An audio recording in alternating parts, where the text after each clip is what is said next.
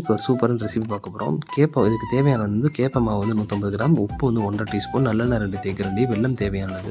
So இந்த கேப்ப மாவு வந்து நம்ம செய்கிறதுனால நம்மளுக்கு வந்து என்னென்ன பயன்கள் பார்த்தீங்கன்னா, உடம்புக்கு நல்ல சக்தி கிடைக்கும், ஜீரணத்துக்கு நல்லது, நம்மளுக்கு வந்து எலும்பு இருக்க நல்ல ஸ்ட்ராங் கிடைக்கும், சக்கரை நோய்களுக்கு ரொம்ப நல்லது, உடல் சூட்டை குறைக்கும், உடல் எடையை கட்டுப்படுத்த உதவும், இரும்பு சக்தி நிறைந்தது. அது போக வந்து நல்லெண்ணெய்லாம் சேர்க்கணும், குழந்தைகளுக்கு ரொம்ப நல்லது, பெரியவங்க வரைக்கும் எல்லோரும் சாப்பிடலாம். ஸோ வந்து அந்த மாவு வந்து பார்த்திங்கன்னா அதை வந்து தனியாக சலிச்சு எடுத்து வச்சுருக்கோம். ஸோ 150 கிராம் கப் உள்ள மாவு எடுத்துக்கணும். டம்ளர்லேருந்து 4 டம்ளரில் தண்ணி எடுத்துக்கணும். எடுத்து ஒரு சட்டியில் ஊற்றி வச்சு நல்லா கொதிக்க விடணும். கொதிக்க விட்டதுக்கப்புறம் பார்த்தீங்கன்னா அதில் 1 டம்ளரோ தனியாக டம்ளர் எடுத்து வச்சுக்கணும். எடுத்து வச்சதுக்கப்புறம் நீங்கள் வந்து 1½ டீஸ்பூன் உப்பு வந்து அதில் வந்து சேர்த்துக்கணும். ஸோ வந்து நம்ம தேவையான உப்பு வந்து போட்டுக்கலாம். நம்ம பெரியவங்க வீட்டில் ஒவ்வொருத்தவங்க உப்பு ஆகாதுன்னா அதுக்கேற்ற மாதிரி நீங்கள் சேர்த்துக்கலாம். ஸோ உப்பு வந்து வச்சு கொதிக்க வச்சுட்டு நீங்கள் ஆஃப் பண்ணிடணும். ஆஃப் பண்ணிவிட்டு லைட்டாக அதை உப்பு நல்லா கரைஞ்சிச்சா பார்க்கணும். நல்லா கிண்டி விட்டு கரைச்சிடணும். கரைச்சதுக்கப்புறம் அடுப்பு ஆஃப் பண்ணிடணும். முக்கியமாக அடுப்பு ஆஃப் பண்ணிட்டு இது ஒரு சூப்பர் ட்ரிக்கு.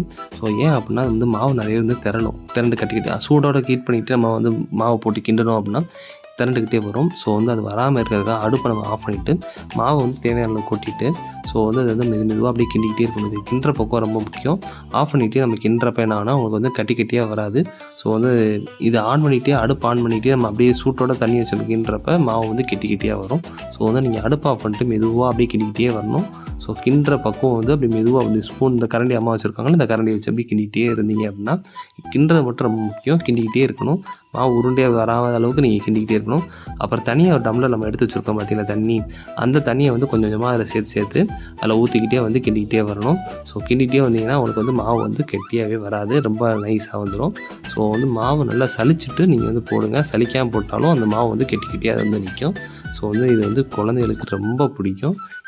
ஸோ தண்ணி ஊற்றுனதுக்கப்புறம் பார்த்தீங்கன்னா இப்போ அடுப்பு வந்து ஆன் பண்ணிட்டு ஃபஸ்ட்டு நம்ம கரண்ட் அடுப்பில் வச்சுட்டு நீங்கள் வந்து திரும்ப வந்து மாவு வந்து அப்படியே அந்த ஹீட்லேயே வந்து திரும்ப இப்போ கிண்ட ஆரம்பிச்சிடணும். ஸோ வந்து நீங்கள் தண்ணி இருக்கிறப்பே நீங்கள் சுவிட்ச் போடலாமா கேட்டால் சுவிட்ச் போட்டு ஆன் பண்ணி பண்ணக்கூடாது.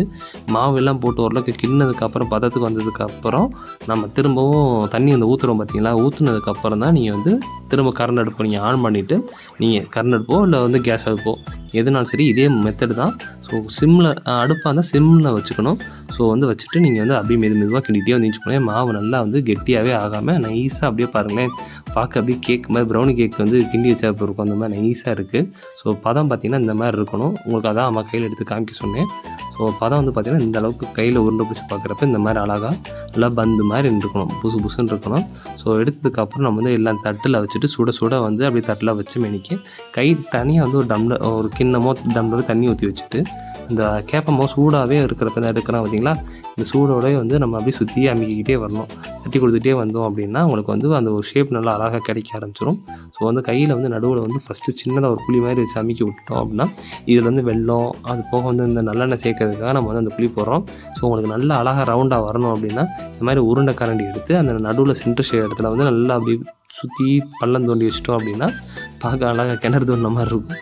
ஸோ இதில் வந்து பார்த்திங்கன்னா இதுக்கப்புறம் வந்து நம்ம வந்து வெல்லமும் நல்லெண்ணெய், அதாவது நம்ம வந்து செக்கில் நல்லெண்ணெய் கிடச்சிருந்துச்சுன்னா ரொம்ப நல்லது, இல்லை கடையில் நல்லெண்ணெய் வாங்கி சேர்த்தா நல்லது. ஸோ நல்லெண்ணெய் வந்து பார்த்திங்கன்னா உடல் சூட்டு வந்து ரொம்ப குறைக்கும். கேப்பை ஹீட்னாலும் உங்களுக்கு வந்து இது வந்து உடம்பு சூட்டை குறைக்கும்.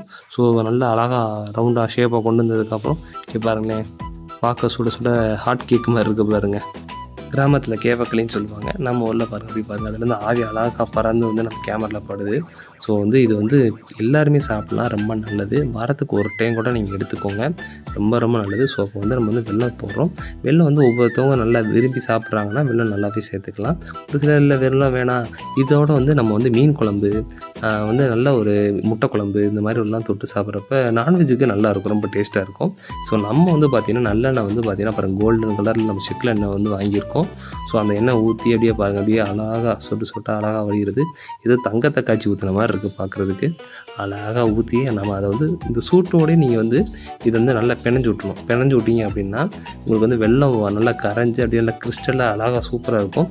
இன்னொன்று தொட்டு சாப்பிட்றப்ப அப்படி டேஸ்ட்டாக இருக்கும், அமிர்தமாக இருக்கும். ஸோ அதையுமே நான் உங்களுக்கு காமிக்கிறேன். ஸோ எண்ணெய் வந்து பார்த்திங்கன்னா அந்த முக்கால் அளவு நான் ஊற்றிட்டேன், வெல்லமும் இந்த அளவு வச்சுட்டு இதுக்கப்புறம் நான் வந்து எப்படின்னு பாருங்கள் அழகாக இருக்குது பாருங்கள், தங்கத்தை காய்ச்சி வச்ச மாதிரி இருக்குது பாருங்கள், பார்க்குறதுக்கு சூப்பராக இருக்கும். ஸோ இந்த கன்சிஸ்டன்சி இன்னும் வந்து கொஞ்சம் கரைச்சிட்டு கூட சேர்க்கலாம்.